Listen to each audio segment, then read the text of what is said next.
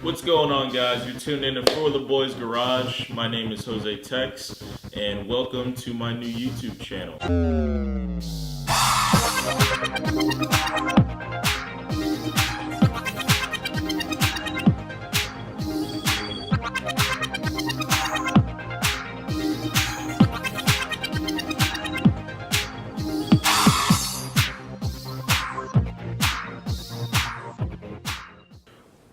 Alright, what's up, guys?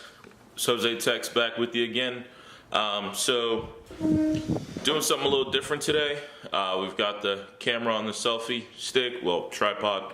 But, yeah, so basically, what I'm going to do today is I'm going to take a before video, talk a little bit about the things that I'm doing today, and then we'll just kind of get into it, start doing some footage, start doing some recording.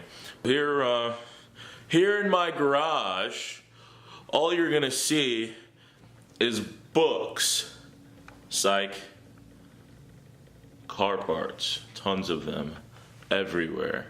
So basically, a couple of the things I'm working on today.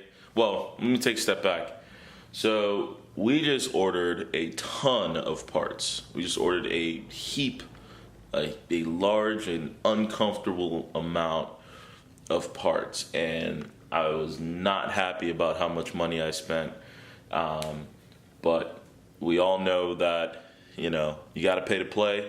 And one thing about me is, you know, I don't have a hard time spending $100 here, $100 there, $100 here, $100 there. I have a hard time spending $1,000 here, $1,500 there. That's you know, that's my problem. So I really get uncomfortable when I have to spend large lump sums of money. But again, you know, if you're not making progress, then you're not making progress. And sometimes you just got to drop the hammer. Sometimes you just got to bite the bullet and go for it and do the things that you want to do now, because, you know, tomorrow's not promised. So, and yeah, so let's go ahead and get this party started. I'll get out of you guys' hair, stop talking a little bit. We're gonna start working. Well, before that, let me show you what I'm working on today. So let me just go ahead and flip this camera around. Alright, so first things first, we've got the subframe bushings that I have to finish up. As you can see, I've got my Sawzall out here. I've got to get 2 more bushings out, if that'll autofocus. And here's the other one here, 1 and 2. I've got the other two already in and good, so we're not worried about that. This one here, I've already started to actually cut, so hopefully that'll be out soon. There we go. And yeah, so then once that's done, we have to get the diff bushings out as well, and then get those cleaned up, and then we'll put in the other diff bushings.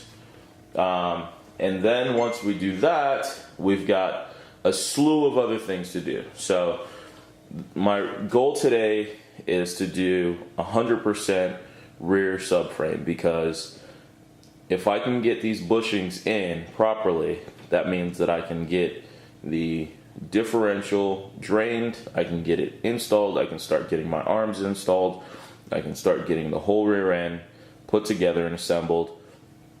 So once my last shipment comes in from Part Shop Max, it's got just some upper rear tension rods, and literally that'll be it. That's all I need to slap in there, and we can get those wheels on and get the subframe under the car and get it mounted. So that's not going to happen today. The mounting part is not going to happen today, but at least with going ahead and getting the subframe cleaned up, getting all the bushings in that we need, and getting it ready and starting to install some of those arms, we won't have to worry about once my last shipment comes in, we can just go ahead and get that banged out. So that's my goal today. We've got a lot of work to do, but I'm gonna just keep pushing through it, try to get as much of it done as I can. And at this point now, as long as I don't have anything going on during the day or later on after work, every day, every single day, we're gonna be working on this car. We're gonna get it done. We're just gonna keep going. I don't care how much my body hurts. There's days where I have to go to the gym, but I don't even care. I'm just gonna come home and then bang it out. If I'm home, I don't have anything to do, I'm just gonna work and bang it out. I mean, that's the only way this is gonna get done.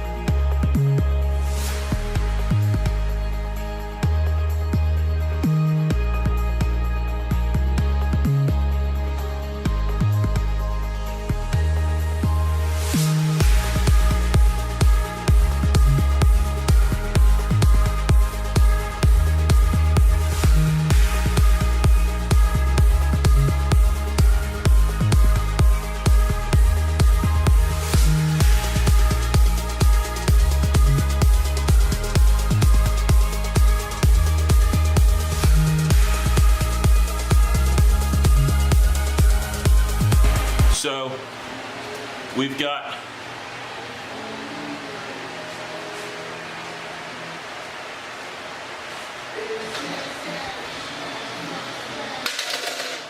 there we go, much better. Alright, so we've got all of our bushings out now, all the OEM ones are out. That worked a lot better and a lot faster than I was expecting. I guess because I already had gotten 2 of them out, I kind of knew how to attack them. With the Sawzall, I wouldn't really recommend it.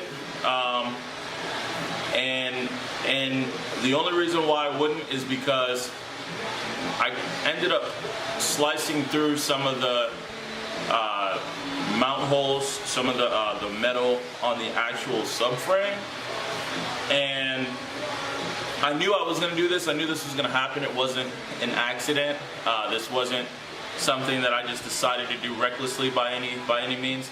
The only reason why I decided to do it that way, 1, because it was going to be faster, and 2, because I actually have a welding machine. So I'm going to go back. I'm going to grind down that metal. I'm gonna grind that paint back, sand that paint back. I'm going to clean up those areas that I actually cut a little too far past the bushing. And I'm going to go ahead and lay down some welds on those areas. So I'll fill them with metal, and then I'll go back and I'll sand them down afterwards so we can fit our bushings back. I knew this was going to happen, but really I didn't want to sit here and try to burn these things out for hours on end. I already tried that with 2 of them, with the 2 that I actually had replaced already, and it didn't work. It just didn't work. It probably would have worked in differential bushings, but on the actual subframe bushings themselves, the mounting bushings, it just wasn't going to happen. Unless I just sat there for hours with a torch and just burning through map gas, burning through these things, and hope that they would come out and then try to go in there with some sort of tool to cut them out. and I didn't want to really go through all that with the possibility of still, you know, possibly cutting through the metal on the subframe. So there's tons of other ways that you can do this as far as subframe bushing removal or differential bushing removal or bushing removal period. This is the method I chose to actually use a sawzall or a reciprocating saw, what they call it.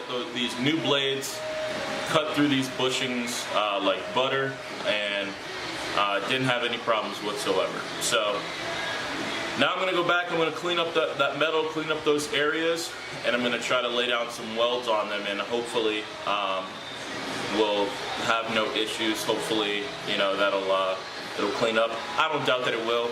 I have confidence in my ability to lay a couple spot welds and do some minor patching. I'm not the best welder by any means, but I know that with patching these spots up and then putting in the bushings, making sure everything's done properly, we won't have any issues.